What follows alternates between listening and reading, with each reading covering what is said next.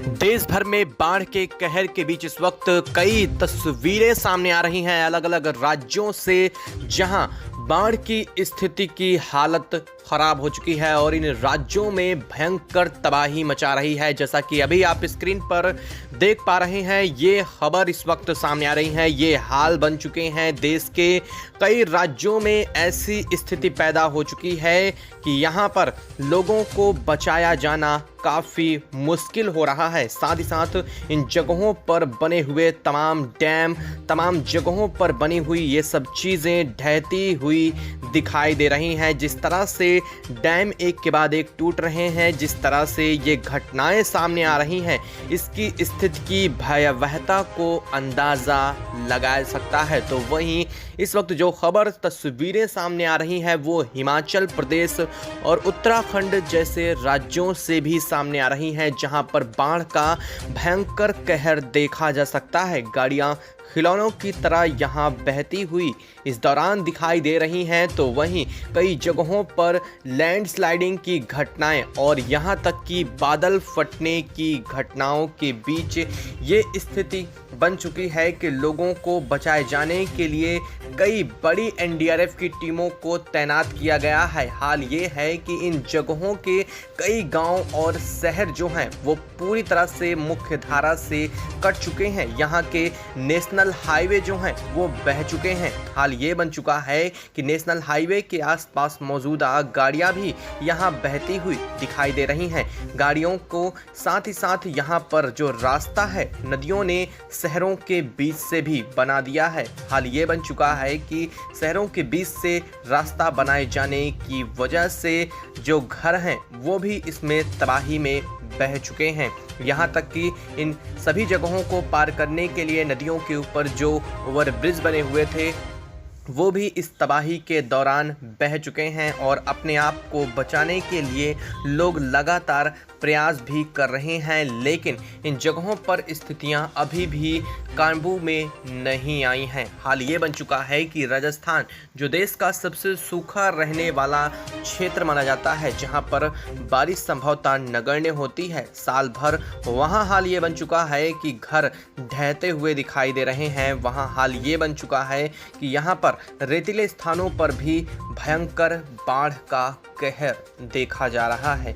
और ऐसा ये पहली बार नहीं है, लेकिन बता दें कि इससे ज़्यादा तबाही ये ज़रूर पहली बार ही देखने को मिल रही है। हालांकि बारिश का कहर थमने का नाम नहीं ले रहा है। तो वहीं बात करें देश के और राज्यों की, तो ये तस्वीरें आप देख पा रहे हैं, ये तस्वीरें सामने आ रही हैं महाराष्ट्र से, जहां पर इस तबाही को स्पष्ट तौर पर देखा जा सकता है। महाराष्ट्र में किस कदर से बाढ़ ने तबाही मचा रखी है और लोग अपने आप को बचाने के लिए तमाम प्रयास भी कर रहे हैं। यहाँ पर देखने को मिल रहा है किस तरह से पुल टूटते हुए दिखाई दे रहे हैं, किस तरह से यहाँ आफत का मंजर बना हुआ है। महाराष्ट्र के पुणे सहित मुंबई और देश के कई और इस राज्य के इलाकों में ऐसी स्थिति बन चुकी है। यहाँ पर नदियाँ उफान पर हैं, तो वहीं बनाए गए कई डैम ढह चुके हैं और डैमों के ढहने की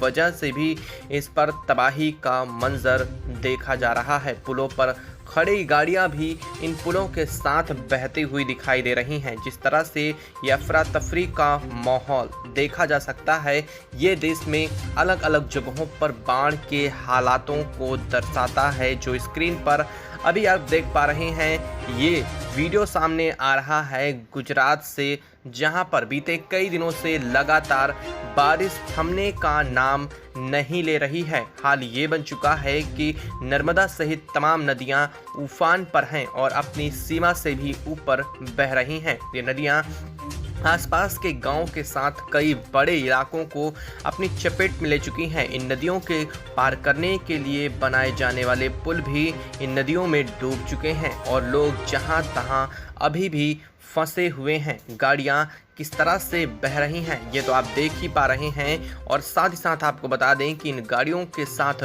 घरों का हाल भी कुछ इससे अलग नहीं है। तमाम बस्तियां पूरी तरह से उजड़ चुकी हैं, तमाम लोगों को बचाया जा चुका है।